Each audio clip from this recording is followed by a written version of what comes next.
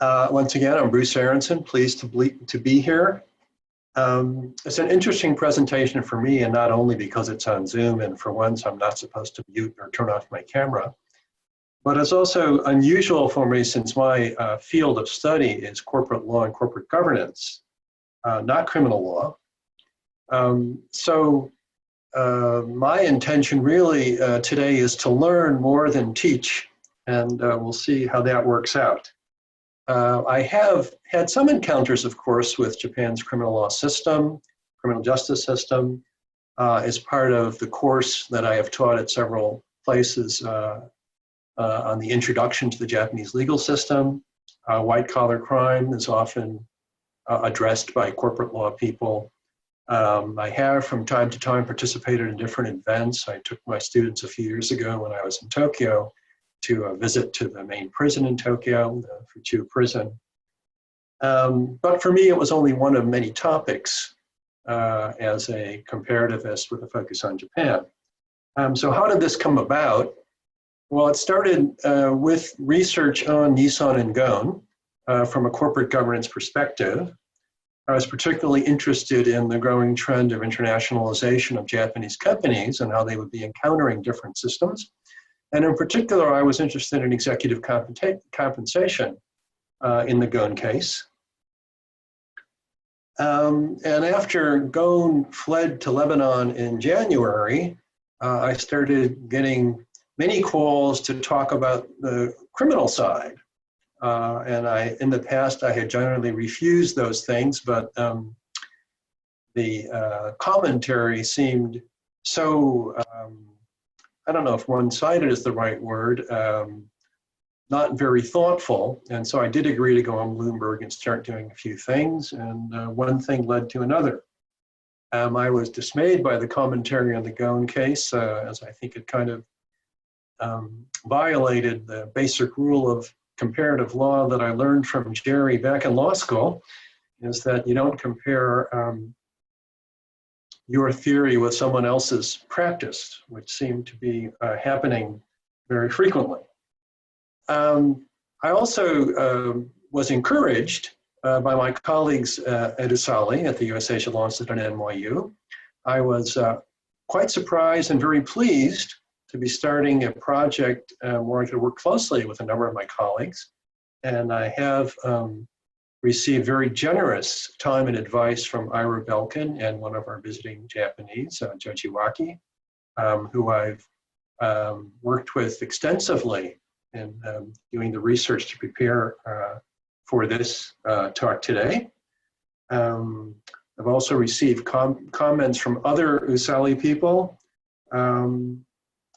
And I have done an op-ed in English, and now it's a Japanese version being prepared by Joji Waki. So I'm surprised and pleased to be able to talk on this topic as well.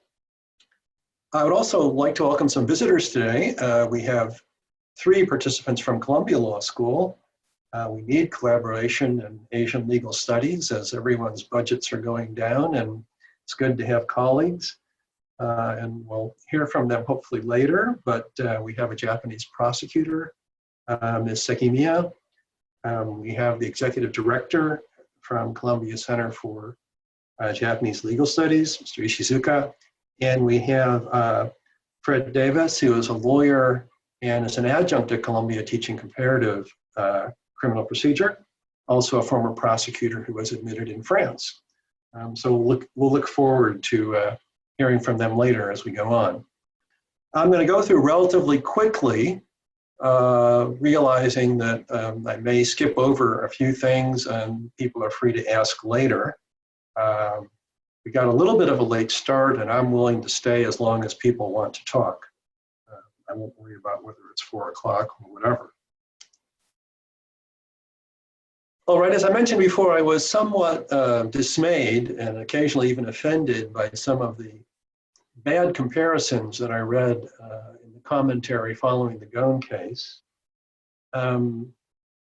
Apparently, comparative criminal law is a small field.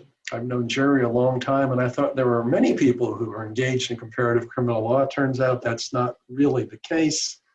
That criminal law is quite domestic. I guess that's not surprising in the sense that the state is using its ultimate sovereign power to deprive people of their liberty, and that is going to very strongly reflect domestic policies and considerations.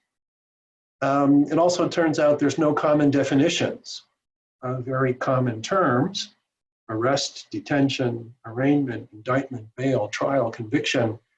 Turns out they're all different, at least between the US and Japan, and I suspect elsewhere as well. A big challenge.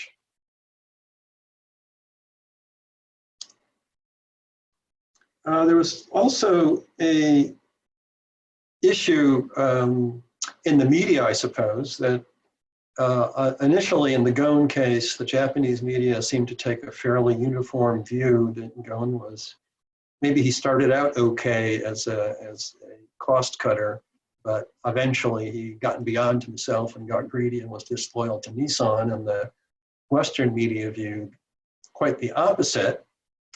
And as part of that Western media view and Ghosn's attempts to encourage that, we came up with this image that Japanese criminal justice system represents hostage justice for the reasons noted here, mainly related to detention, interrogation, the high conviction rate, and perhaps an idealized view of the US or some other system.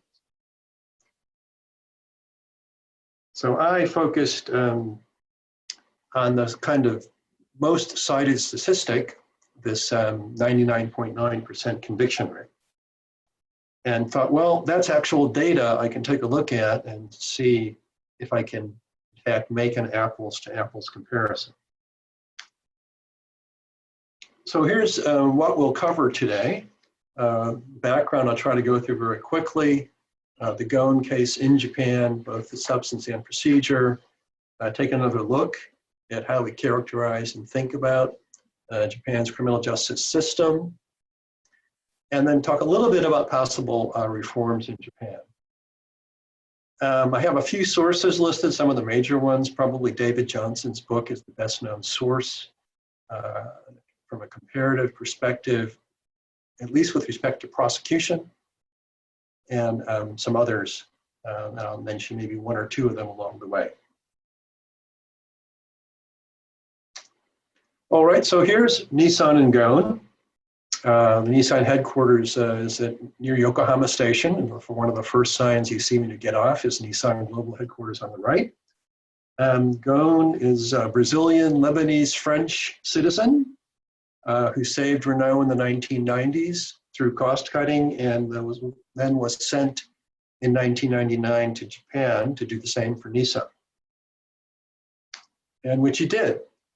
He inaugurated this very drastic, by any standard, and certainly by Japanese standards, restructuring program. 21,000 reduction in the number of workers was something like 14% of the workforce. Part suppliers, it means kind of getting rid of the traditional Japanese industrial groupings, the keiretsu. This was very successful, as we see on the right. A V-shaped recovery, for Nissan at least.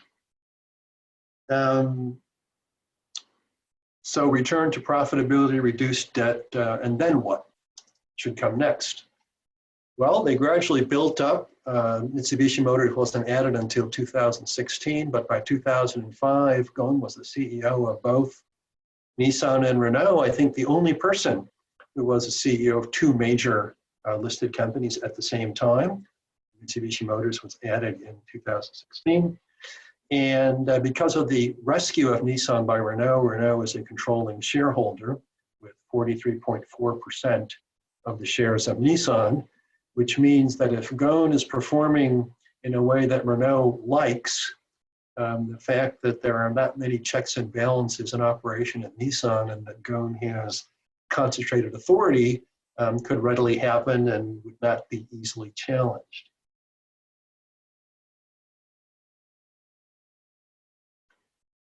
So Ghosn's success at Nissan created this kind of mini industry It was rare to have a non-Japanese as a CEO at a Japanese company. Ghosn was held out as the prime example of success of Western cost-cutting methods. And he became a hero with over 50 books written about him. I'm not jealous of his $17 million compensation a year. I am a little jealous of the fact that he became the hero of a manga. That's important.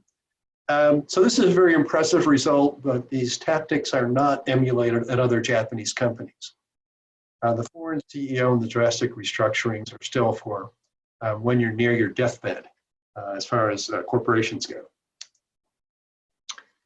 This all ended dramatically with Ghosn's arrest in November 2018. I think the case received so much attention because it was such a dramatic rise and an equally dramatic fall. This is his successor on the left, Mr. Saikawa. And I think I mentioned this in a previous talk, the worst bow ever in the history of Japan. Doesn't look like he did anything wrong. And in fact, his defense was it was all the foreigners, all or no. And we Japanese were kind of forced into this. That defense worked for a while, but in the fall last year, he was then also caught up in some compensation issues and had to resign. So this is a very quick run through of the background of Nissan and Ghosn.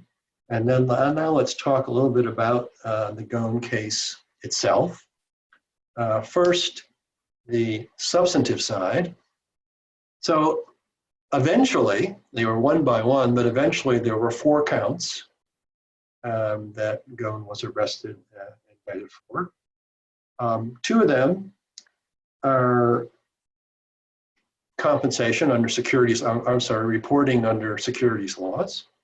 And the other 2 are misappropriation of company funds under corporate law. Neither of these are in the penal code, but this wouldn't be unusual in the United States as well. Reporting violations are under the Securities Exchange Act, Section 10B. So that's not so unusual. Probably the bigger issue is on the procedural side. The timing of the arrests for various crimes, were they intended to keep Ghosn in detention and put pressure on him? And so that's become the biggest issue. But returning to the substantive side for a moment, so here's the background on the 2 information issues, disclosure issues. In fact, they do have substantial penalties for failure to disclose, but it's still not considered as serious a crime as the later crimes that he's charged with. And so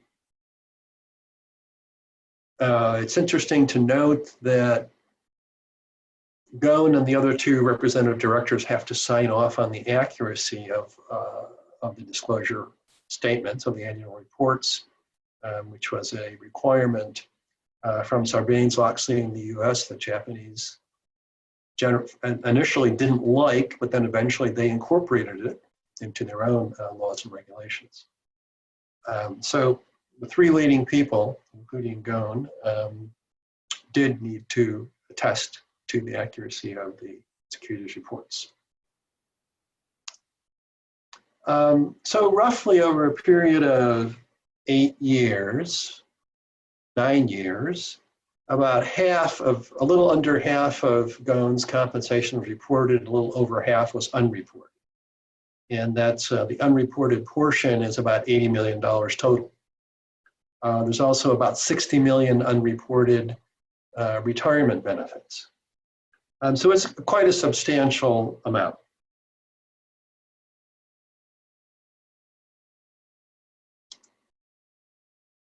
And here's the more serious charge, the misappropriation of company funds. It's more serious, but it's more difficult to prove. And these kinds of cases everywhere, the big issue is intent. And the person who's charged typically says, well, there may have been faulty accounting or some problems, but I did not order it and I wasn't aware of it. So it's more ambitious, more serious, and also more difficult to prove.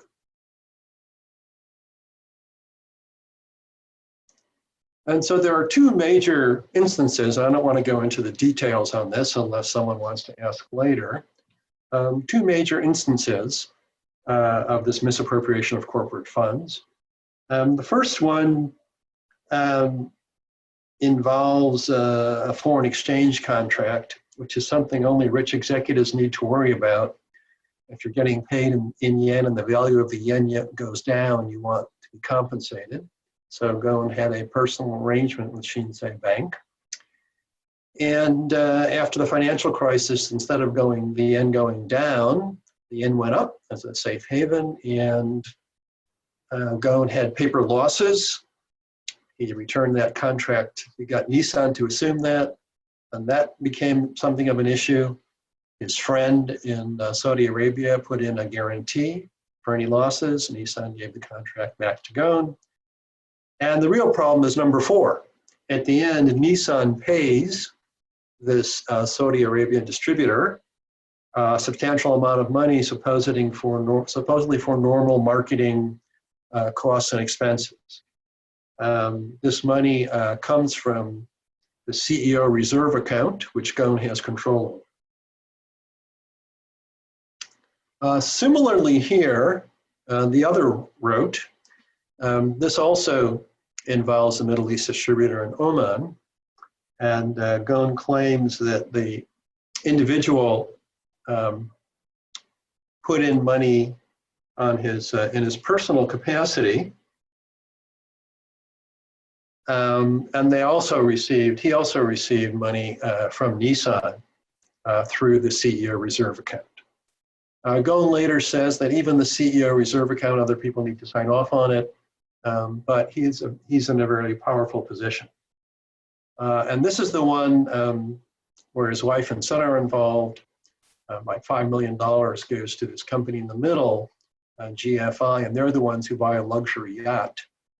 And he names the yacht Shacho, which is Japanese for company president.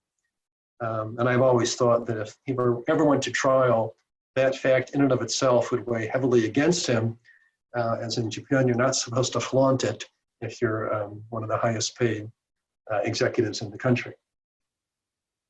This also, again, the Nissan money is characterized by Ghosn as normal marketing and other encouragement and incentives for Nissan's distributors.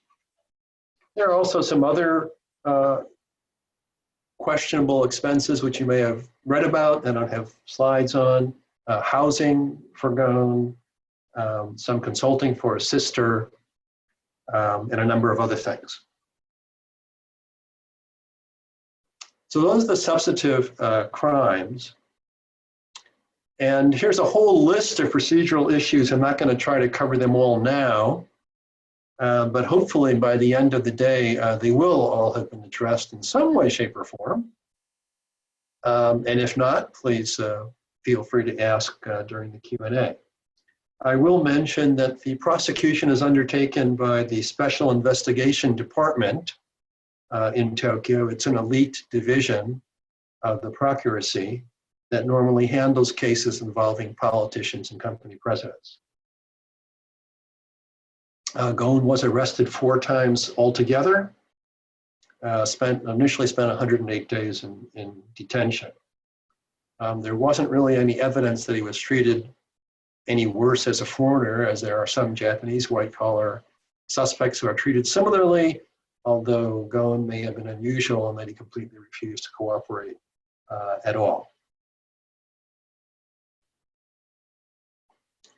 All right, I don't want to go into great detail, but here's a little bit of the factual background of the Ghosn case.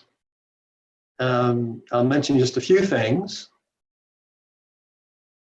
So the big issue again is, do the prosecutors keep arresting and charging Ghosn piecemeal in order to keep him under detention and pressure him? And so they have to apply every 10 days. People may have heard of the famous 23-day maximum limit of detaining someone under Japanese law. pre-charge. It's actually 2 to 3 days for arraignment, or the equivalent of arraignment, and then 10 days and 10 days, and you must apply to a court for every 10 days. So 3 times in a row, the Tokyo District Court approves a 10-day detention. This is after the first arrest, and then they come up with another arrest on December 20th. However, the second 10-day period for count 2, so they first arrest him on count 1, and then they arrest him on count 2, which is the same kind of disclosure problems but different fiscal periods. And then for the second 10-day extension for count 2, Tokyo District Court refuses. And this kind of raises hopes that the prosecutors may release Ghosn pending trial, but instead, the next day they double down and rearrest him on count number 3, which is the first count related to the more serious charge of misusing corporate funds. On February 13th, Ghosn changes lawyers. He first hired someone who used to be the head of the Special Investigation Department, former prosecutor, who knows the system inside out. Ghosn doesn't like what's happening, so he fires him and hires 2 more aggressive lawyers. Finally, on March 6th, Ghosn is released on bail under strict conditions. And here's the second slide I have on the timeline. He's released on bail, but then he's rearrested again on April 4th on count 4, the second charge of misuse of corporate funds. The timing is a little bit suspicious because the day before that he announced he was going to give a press conference and start talking publicly about his concerns and problems that he's had with the Japanese criminal justice system and the actions taken against him in this case. After that, he goes back to the Tokyo Detention House. The pre-trial consultations between the prosecutors and defense seems to be going on. It looks like things will not be happening very quickly. At some point, Ghosn kind of gives up and just starts attacking the Japanese system. After he's out on bail again. And eventually he flees famously on December 31st and then shows up in Lebanon for a press conference, which happened on January 8th. So here's his detention. And again, this is part of the major complaint or the areas that have been highlighted as a weakness in Japanese criminal procedure. He did consult with his lawyer every day for 2 hours or more, I am told. Interrogation sessions, I'm not sure exactly how long they took, but generally upwards of 6 hours a day. In Japan, you have a right to remain silent, but you cannot avoid sitting there while they ask you questions. On the picture on the left, this is a wide-angle lens. A 3-mat room is a really small room. The smallest room that Japanese students will live in is a 6-mat room. If you put a bed in there, I don't think you'd have room to do much of anything else. And then on the right side, breakfast. My kids who have lived in Japan would probably think it's okay. I doubt that Carlos Ghosn thought it was very good.